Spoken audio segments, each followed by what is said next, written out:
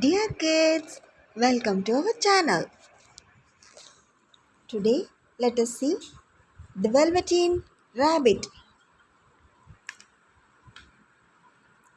illustrated by Sarah Frank. A soft and fluffy Velveteen Rabbit lived in a toy box in a boy's room. Each day, the boy opened the toy box and picked up Velveteen Rabbit, and Velveteen Rabbit was happy.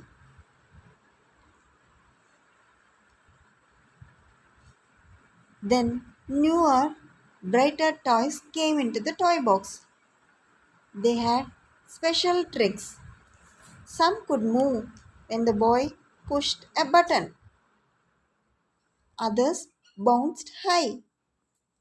Velveteen Rabbit had no special tricks or buttons. No wonder the boy started to choose these other new toys. At night, when the toys were back all in the toy box, the other toys talked with pride about the fine things they could do. Velveteen Rabbit was quiet. There was not much to say. Only one other toy in the toy box was like Velveteen Rabbit. Cowboy Horse was also a soft, fluffy toy. But he was old. Most of his hair was worn away. Cowboy Horse said to Velveteen Rabbit, "Soft toys like us are really the lucky ones.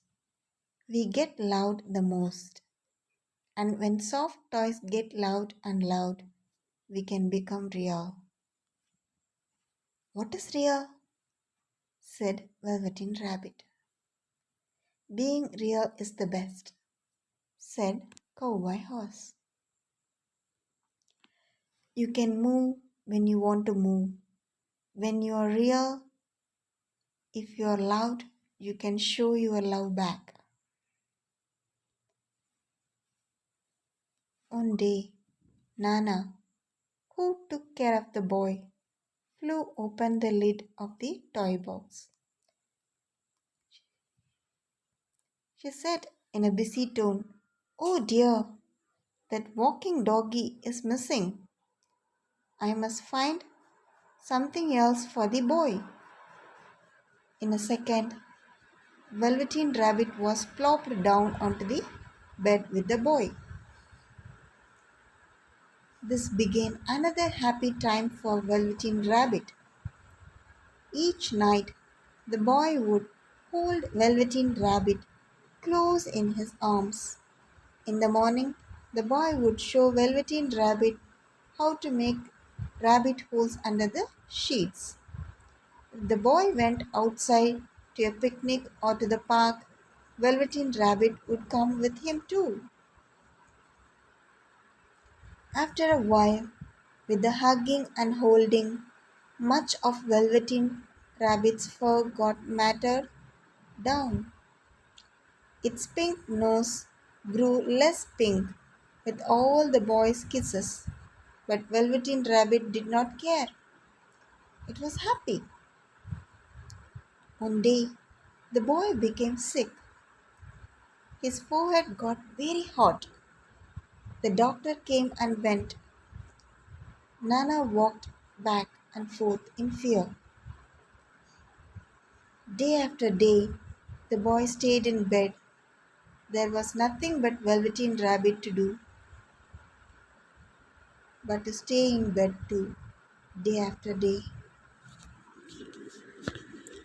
Then at last, the boy got better. Such joy in the house. The doctor said the boy must go to the show. How wonderful, thought Velveteen Rabbit. Many times the boy had talked happily about the show and told of its white sands and big blue ocean.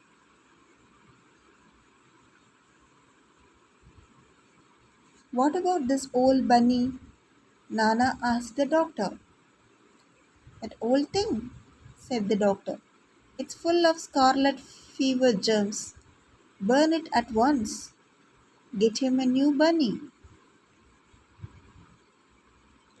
So Velveteen Rabbit was thrown into a sack along with the boys' bed sheets and old clothes and a lot of junk. The sack was carried to the backyard. The gardener was told to burn the whole thing, but the gardener was too busy with picking the beans and peas before nightfall. So he left the sack behind. I'll take care of it tomorrow, he said. The sack was not tied at the top, and Velveteen Rabbit fell out. The next day, when the gardener picked up the sack to take it away to be burned, Velveteen Rabbit was not in it. Then it started to rain. Velveteen Rabbit was sad, so far away from the boy, never again to be nice and cozy together, and now soaking wet. A tear fell from Velveteen Rabbit's eye. Over his cheek, it plopped onto the grass. All at once, at the spot where the tear fell, a flower grew up. Then the bud of the flower opened, a tiny fairy. Little rabbit, said the fairy, do you know who I am? I wish I did, said Velveteen Rabbit. I am the fairy that takes care of toys that are well loved, said the fairy. By then, Velveteen Rabbit was shabby and grey. The boy had loved of all of its whiskers.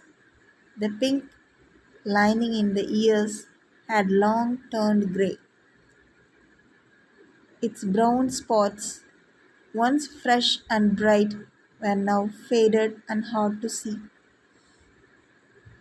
It's time now for me to make you real, said the fairy. I think I remember real, said Velveteen Rabbit. Now, what was it Cowboy Horse had said? Ah, yes. When you're real, you can move when you want to move.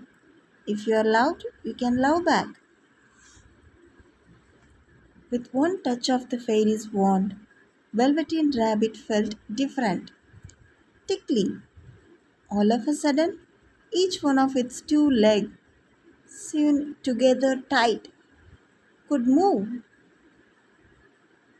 A fly landed on Velveteen Rabbit's head, and it was itchy.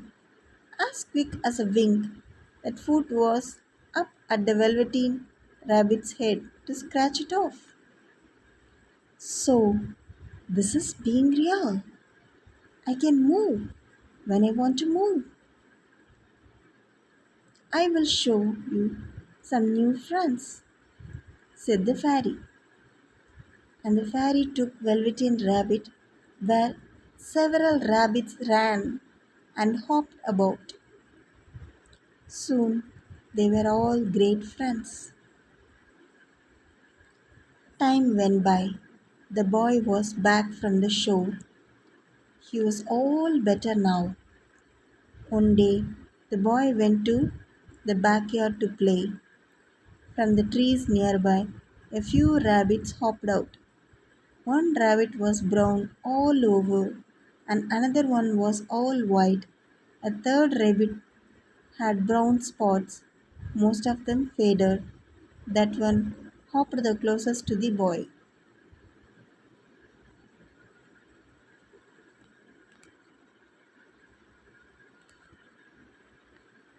The boy thought, why this rabbit looks just like my old bunny that was lost when I was sick. I loved that bunny. When he didn't know was that it was his very own bunny come back to see the boy, for he was the reason the Velveteen Rabbit had become real. That's the end of the story. Did you like the story? Let us see in another story again.